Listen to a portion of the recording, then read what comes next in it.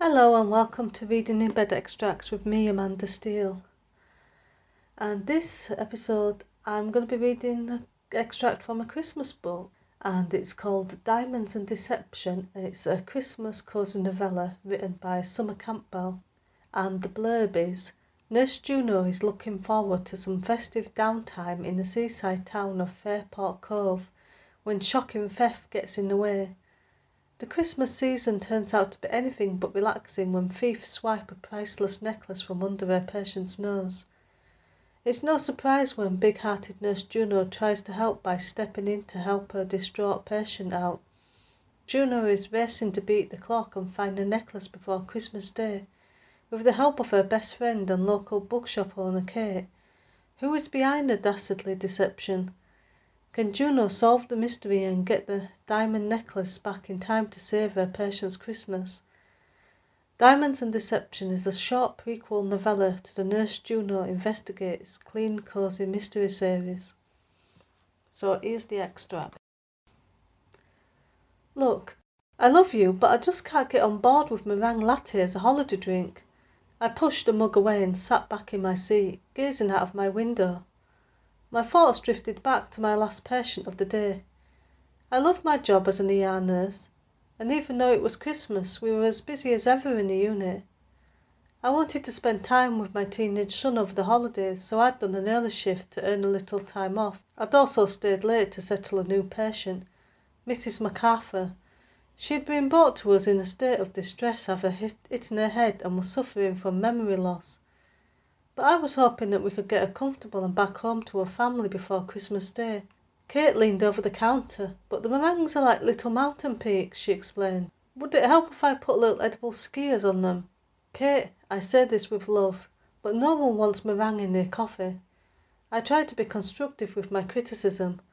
Black forest mocha, yes. Cinnamon latte, yes. Gingerbread flavours, yes. I sighed, but meringue? Nope. I live on coffee, and even I wouldn't order it at the end of a long day. I looked around Kate's cafe cum bookshop. If you're trying to lure in the holiday shoppers, there are better ways for sure. Why don't you gift wrap? I would literally pay extra and stay for a run-of-the-mill coffee if you wrapped all my Christmas gifts. Kate had inherited her grandmother's spiritual bookshop earlier in the year. Desperate to keep the business afloat, she was trying new promotions and setting aside a corner of the shop as a coffee nook. Personally, I loved it. It was between the hospital and my house and gave me the perfect opportunity to recaffeinate and spend time with my best friend. I sat back and snuggled into the comfy sofa, but I was still distracted by what poor Mrs. MacArthur had said earlier. It was always distressing when patients didn't realise where they were, but somehow it had affected me more than usual when the old lady kept insisting that I had her diamond necklace and needed to look after it for her. Mrs. MacArthur's son and daughter-in-law had found her collapsed in the front garden, unconscious with a bad bump on her head and her front door wide open. He immediately called an ambulance, and thankfully it seemed she hadn't been lying there long. You clearly aren't listening. Hello? Hello? Did you hear what I just said? Asked Kate. Sorry, I apologised. Work stuff, you know how it is. Kate rolled her eyes. I do, but I was asking about your son. You remember, your only child, that stinky teenage boy that lives in your house. Owen isn't stinky, I bristled. Ha, got you. I was actually asking what your gorgeous boy would like for Christmas. I'm not exactly current with what's cool for 15-year-old boys. Harry said he might like. I held up my palm in front of me as Kate was speaking. Wait, who now? Harry? I haven't heard about him for a while. Kate shrugged and looked shifty. I bumped into him at a yoga class the other day and we went out for smoothies. I couldn't suppress a giggle. I thought you were never going to go out with Mr. Man Bun again. You said he spent more time looking in the mirror behind the bar than he did looking at you the last time you went on a date. Kate twirled her blonde hair around her fingers.